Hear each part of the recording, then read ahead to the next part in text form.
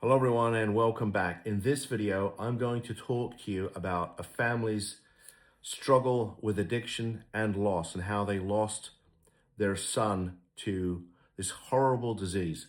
It's called The Dragon That Devoured Our Son. I will put a link to the article in the description for the video. When we received news that our son Aiden was found dead in his studio apartment in Tacoma, Washington, my husband and I had just finished dinner at Deacon Brodie's Tavern on the Royal Mile in Edinburgh, Scotland. We knew that Aiden's substance use disorder was serious, but it still felt horribly wrong that death had claimed him.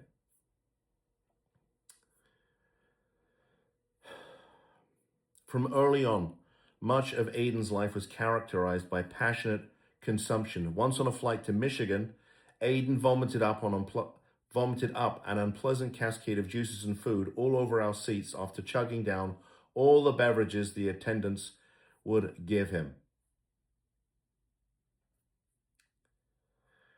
Yet we did not foresee Aiden's strong hunger for gratification might also veer into compulsive consumption, despite negative consequences, otherwise known as addiction.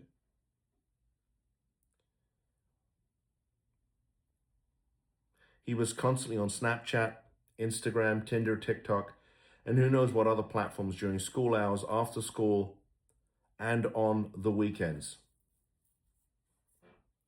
Our attempts to limit Aiden's phone and computer use resulted in episodes in which he punched holes in the walls, screamed epithets at us, and threatened suicide.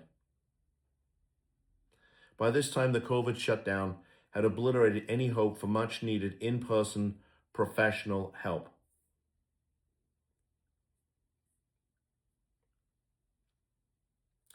Aiden's condition became several magnitudes worse once the shutdown ended and in-person school started, along with his open drug consumption in our house. When we confronted Aiden for filling our upstairs bathroom with the thick, acrid smell of weed, he rebelliously retorted, as if it were the most plebeian of country bumpkins, "Don't you know? Today is National Weed Day and everyone is smoking it." Because he was unwilling to go to drug treatment, no substance use treatment program would accept him. This is important, and we're going to talk about this bit in a second. No mental health program would accept him either because he was not imminently suicidal or homicidal. Despite a desperate, we hired a substance use counselor to work with him in hopes that Aiden might develop insight and choose to take steps towards sobriety. But given the abundance of drugs in the metro area and Aiden's insatiable drive for them, his eventual fentanyl overdose seemed inevitable. When the day came, we called 911. EMS came quickly. When multiple doses of Narcan failed to stabilize him, Aiden was admitted to the Randall Children's Hospital Pediatric ICU to receive close monitoring and an overnight Narcan drip.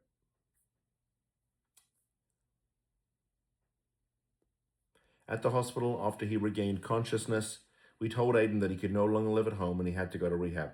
He told us he would rather be homeless and free to do whatever he wanted.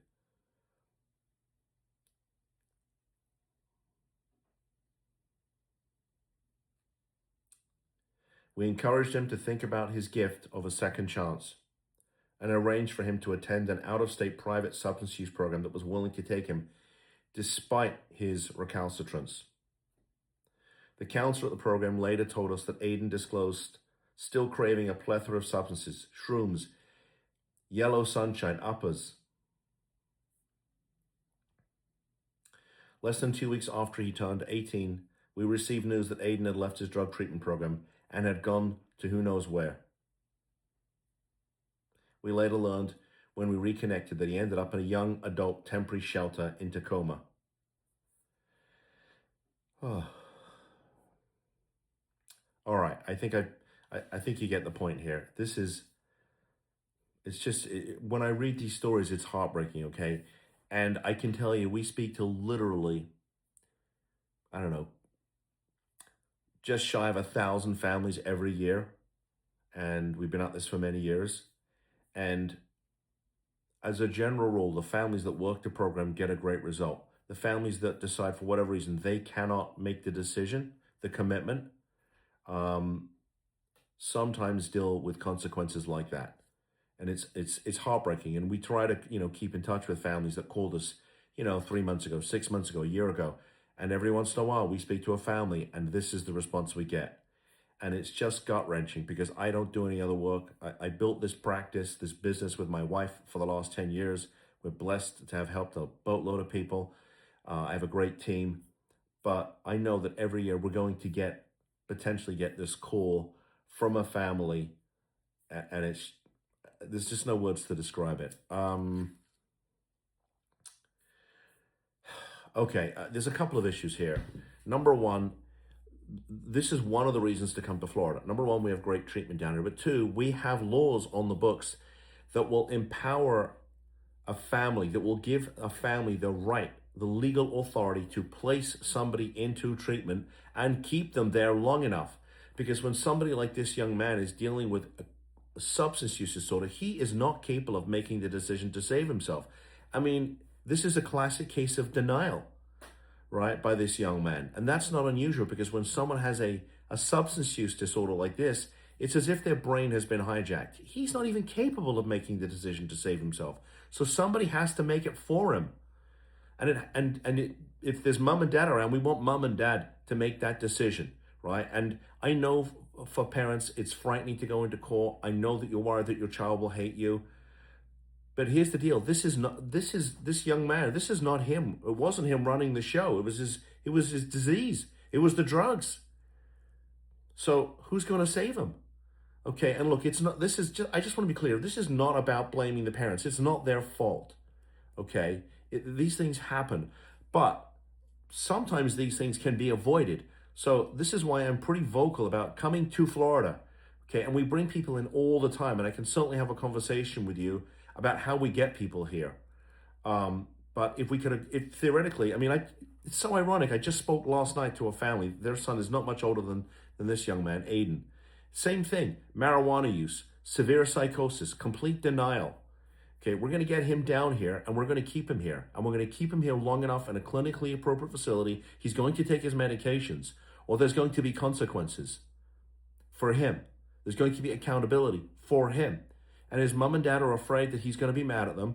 And I told him, yeah, it's very possible he's going to be mad at you, but it's not him that's running the show right now, right? And I'm very cognizant of the concern that your child's going to hate you.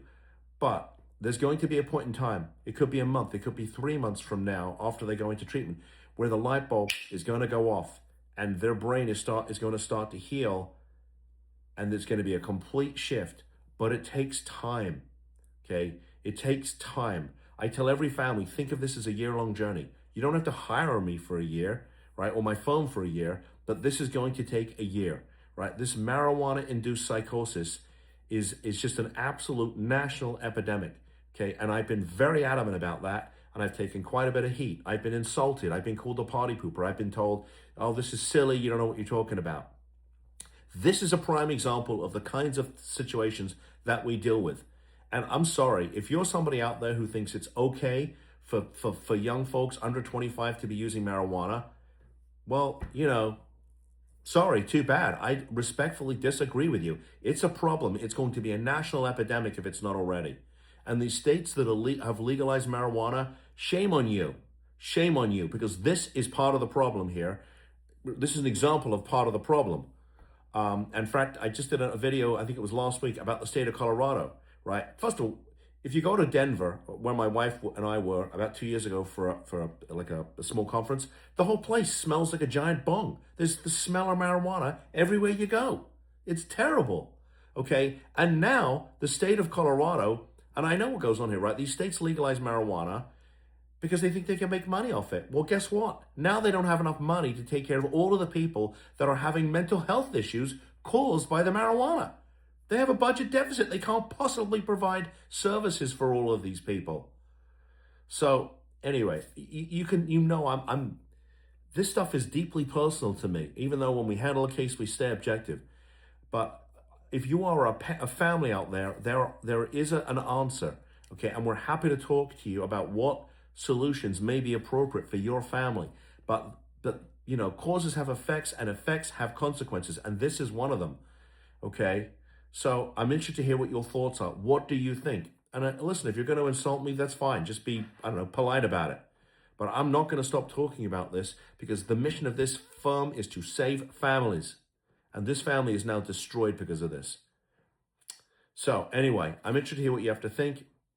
If you're dealing with an issue in your family that I haven't made a video about, let me know. I'll make you a video because if it's affecting your family, it's affecting somebody else's. And I want you to get the information that you need based on real cases, real life, not some of this ridiculous stuff that's popping up in Google and ChatGPT. Apparently ChatGPT is a great place to get legal advice. Yeah, it's right up there with giving mental health advice.